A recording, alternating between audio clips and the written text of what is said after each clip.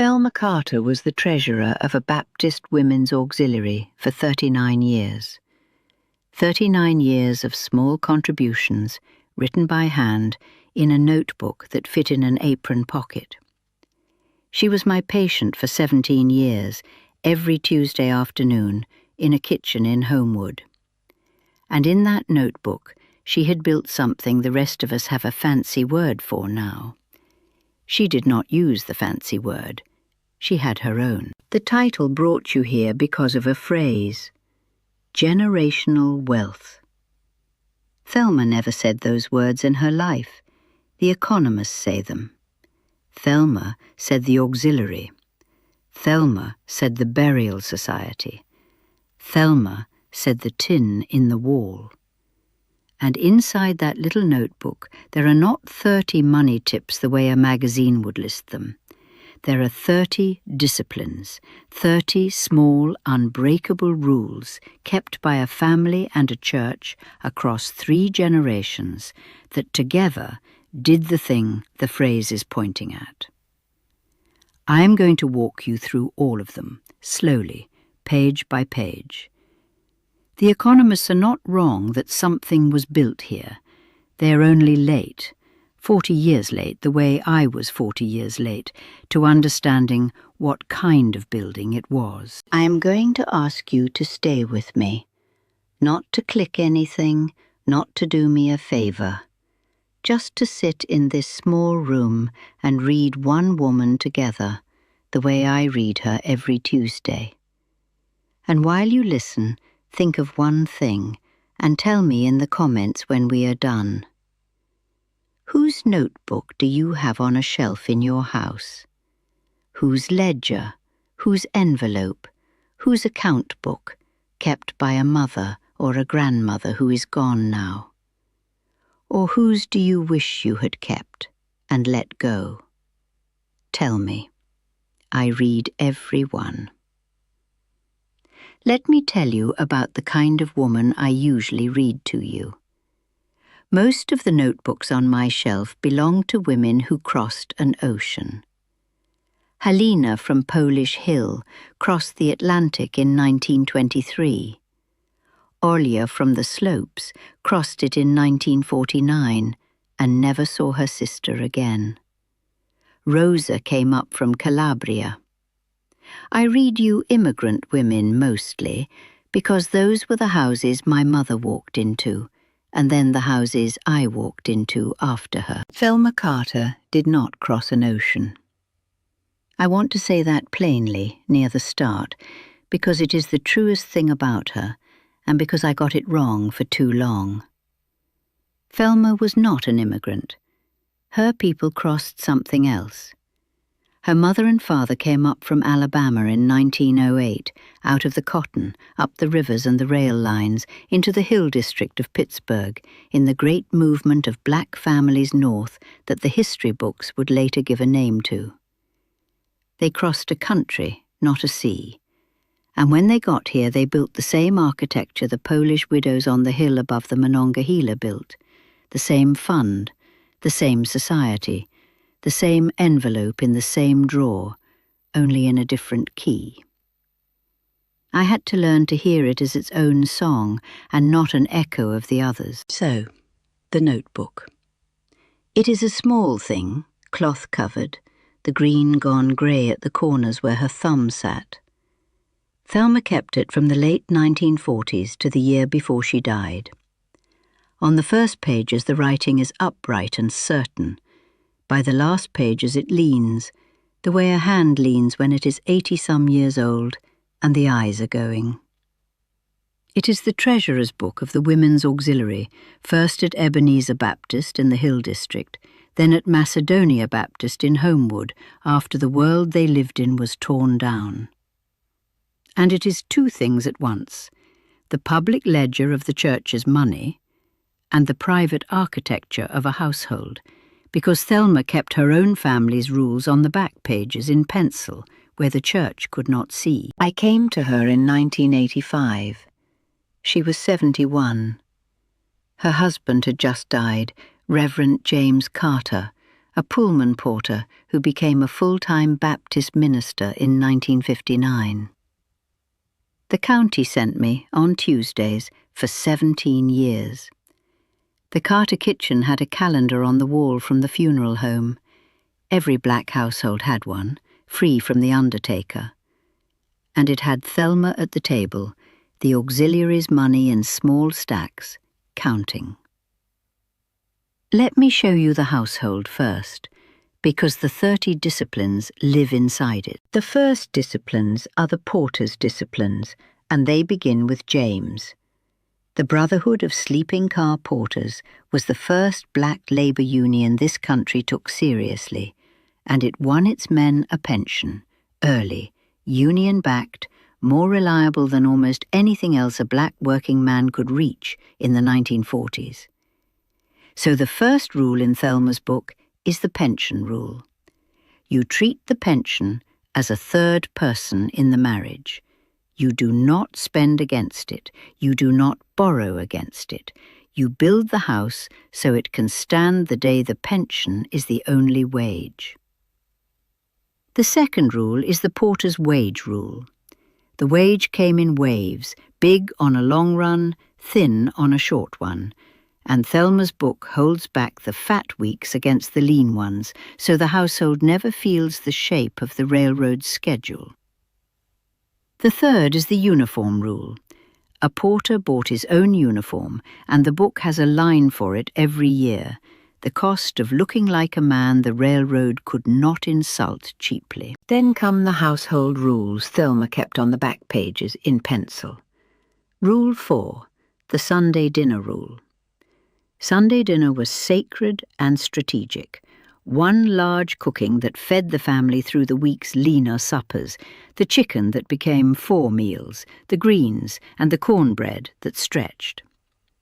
Rule 5, the put-by rule. What could be canned was canned. What could be kept was kept. Rule 6, the September rule. 1 new pair of shoes per child for the school year from a saving begun the winter before. Rule 7, the tithe rule. 1/10 to the church, off the top, before any other claim, the foundation the whole house stood on. Rule 8, the no credit rule for the front room. They bought furniture once and kept it 40 years, mended and recovered, never on the installment plans the stores pushed hardest on the families least able to carry them. Rule 9, the doctor rule. A kept sum so a sick child never waited on money. These were the small disciplines, the ones that fit in a kitchen. The larger architecture was the auxiliary. There was another woman in this story, and I never knew her last name, only that the auxiliary book has her initials beside a dozen contributions. She lived 2 doors down from the Carters in the Hill, before the renewal. Another Alabama family, come up in the same migration, a few years behind. Her husband worked the mills, not the railroad, one of the few black men the mills would take, and on the worst shifts. When he was hurt and out of work the better part of a year, it was the auxiliary fund that paid the family's rent, $3 at a time, until he was back. Her story rhymes with Thelma's, the way every story in these notebooks rhymes. The discipline was never one woman's, it was a generation's. Now I owe you my confession. For years, I looked at that auxiliary notebook in Thelma's lap, and I thought, church bookkeeping, charity, the little collection the church ladies kept for the needy. I thought it was kindness, and I thought kindness was all it was. I had spent my career on Polish Hill and the South Side reading the Lodge books, the Croatian Fraternal Union Ledger Danica Petric chaired for 38 years, the Hebrew Free Loan Society book Jetta Rosenberg's mother kept. I knew those were systems. And then I sat in a black Baptist kitchen in Homewood and saw the exact same thing. The same engineering, the same actuarial care, the same mutual insurance built by women shut out of the rooms where the real insurance was sold. And I called it church bookkeeping. I made it smaller than the others because some lazy part of me treated it as a copy of the European thing instead of its own original architecture. It was not a copy. It came up from Alabama on its own legs. It took me until nearly the end of our 17 years to understand that Thelma was not keeping a charity. She was running a bank. Let me show you the bank. By its design, the Women's Auxiliary of a Black Baptist church in mid-century Pittsburgh was two institutions wearing one apron, a burial society and a loan fund. Rule 10 is the dues rule. Every woman paid in a small fixed sum weekly, the same for the deacon's wife and the laundress, and the sameness was a kind of dignity. Rule 11 is the burial rule. The oldest fear answered. You do not go into the ground on the county.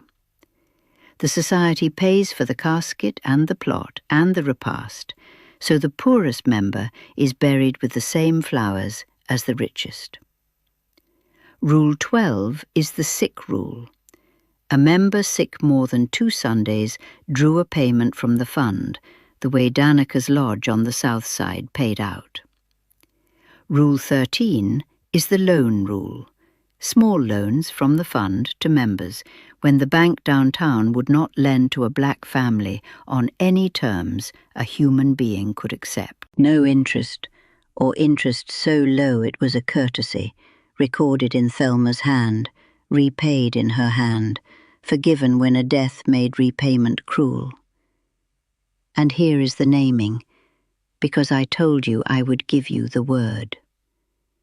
The economists who study this now call it generational wealth. They call it social capital and intergenerational transfer, and the words are not wrong, they are just not hers. Thelma did not build social capital. Thelma built the auxiliary. Thelma ran the burial society. Thelma kept the tin in the wall. Those were the names. The wealth the phrase points to was real, and it passed down, and it was generational in the truest sense. But it lived in a notebook in an apron pocket, and it answered to the names the women gave it, not the names the universities gave it later. Let me name the thing she built the bank against, too. You cannot understand why a woman runs her own bank until you understand why the country's bank was closed to her. I will not make a villain of a single banker. The man behind the desk downtown was mostly a man doing what the institution told him to do, and the institution had drawn a line on a map. There were whole districts a black family's mortgage could not cross, lines drawn in red on the city's own maps, and the bank that would not lend to Thelma was not one cruel man. It was a machine that had priced a whole people as a risk and written the price into law. The burial society existed because of that machine. The loan fund existed because the front door of American finance was bolted, and these women refused the front door, did not stand on the step and weep. They built a side door out of dimes and kept the books themselves, the same way the European lodges on the hill had built theirs, only theirs came up from Alabama on its own legs. Now, I promised you a page, and we have reached the page. This is the part the title pointed at, and I made you wait for it. I'm going to read it to you the way it sits in the book. There is a stretch in the middle of Thelma's notebook where the handwriting changes. Not the slant of age, but the press of grief, the lines dug harder into the paper. That stretch is the rebuilding, and to understand it, you must understand what happened to the hill. In the late 1950s and into the 60s, the city of Pittsburgh decided that the Lower Hill District, a dense, poor, living black neighborhood thousands of people, churches and shops and homes, was blight and would be cleared. They called it urban renewal.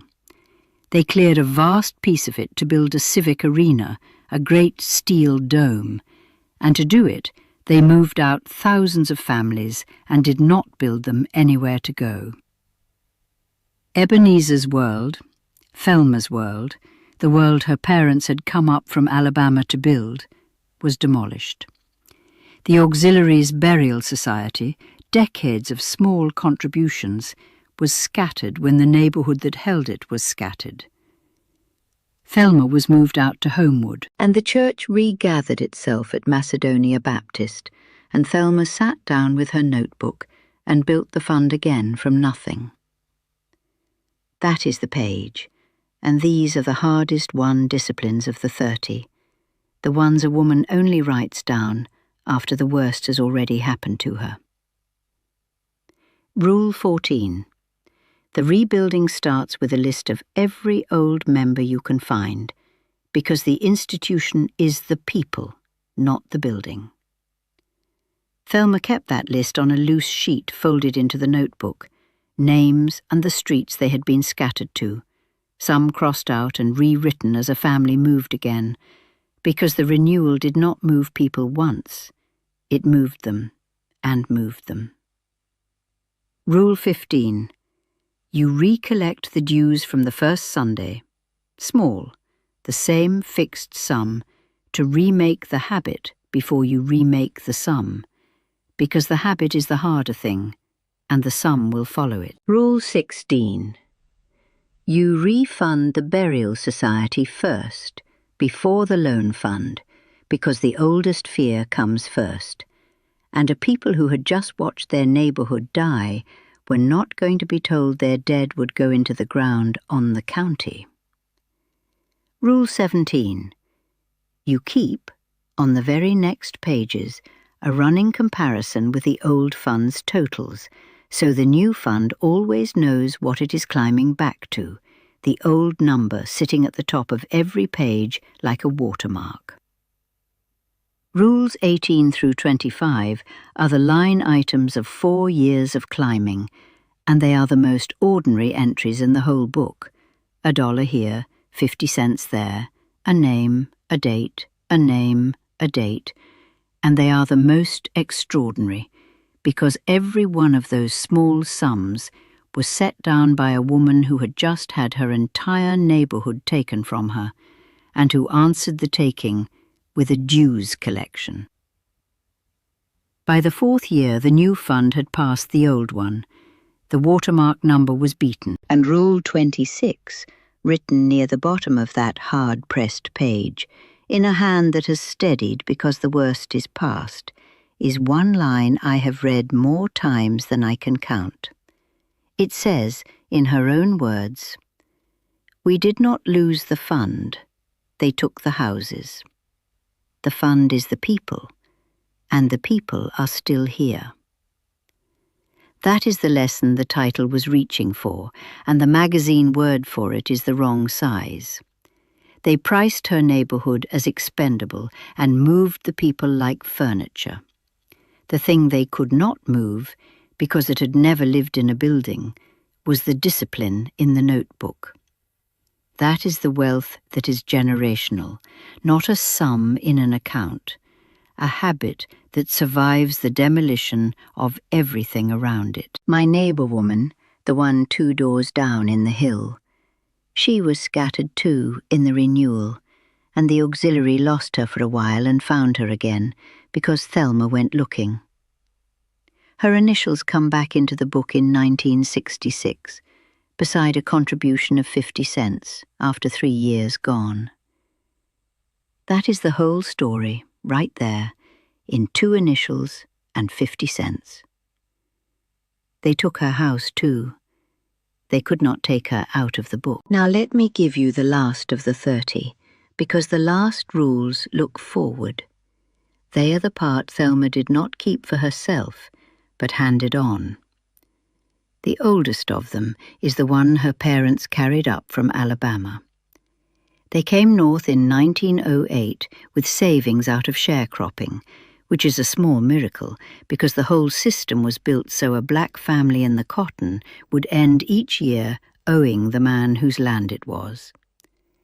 They did not put that money in a bank. The banks of 1908 had no reason to be kind to them and no law making them safe. So Rule 27 is the wall tin rule. The money went into a tin, the tin into the wall behind a loose board, and a small notebook beside it counted it. You keep the reserve where you can touch it, and no man's failure can touch it. And even after the government made banks safe in 1933, the tin did not disappear.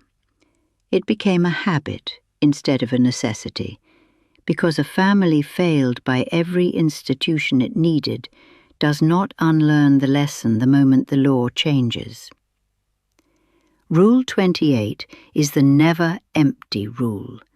The tin is never counted to zero, the way Marta Horvath over in Hazelwood never let her pantry fall below a line. Thelma kept a tin her whole life, long after the bank was safe. That tin is on my shelf now, in habit, if not in fact. The rule of it, beside the other rules these women left me. And the last of the 30 are the ones aimed clean at the future. Rule 29, the property rule. What the family could buy, it bought. A house, then the means to help a child buy one, because a deed was a thing the machine could not redline out of your hand once it was yours. The funeral paid forward rule sits beside it. Thelma had her own burial fully funded through the society by the time she was 60, so her dying would never be a bill her children had to find. And the teach the daughters rule, the 3 daughters who each kept the books with her, 1 season a year, so the architecture had somewhere to go. And Rule 30, the one that holds all the others, the books outlive you. You keep them so plainly, so honestly, in such a clear hand, that whoever opens the notebook after you are gone can read exactly what you did and do it again. That is the 30th skill, and the reason any of the others reached me at all. I told you it took me near the end of our 17 years to understand what I was looking at. It was a Tuesday, late, and she was very tired, and she put the auxiliary book in my hands and told me which of her daughters would get it, and which pages were the churches and which were the families. And I understood, finally, that I had spent 15 years calling a bank a charity because the woman running it was a black church lady in an apron, and I had let that smallness into my own eyes. I keep the shame of that on purpose. It is part of what I owe her. The notebook is not on my shelf. It went to her daughter where it belonged. But the rule of it lives on my shelf, beside Danica's Lodge ledger, and Yetta's Loan Society book, and Helena's Friday account. And I file them all under the same name now, the one Thelma taught me. Not charity, not church bookkeeping. The fund, the society. The bank these women built with their own hands when the country's banks were bolted against them. If there is a woman in your family who kept the books, who ran the envelope, or the tin, or the society dues, or the Sunday dinner that was secretly a budget, go and find what she left. If there is a notebook in a drawer in a hand you half remember, open it. If your grandmother sent you out of the kitchen when the money came out on the table, know that she was not hiding shame from you. She was running a bank, and she had no way yet to tell you that the apron and the ledger were the same dignity. And if the book is already lost, let me be the one who tells you it was real, the discipline real, the engineering real, the wealth your people built real, even when no institution would write it down, and that you are the place it was travelling toward all along. They are gone now, What they knew is yours.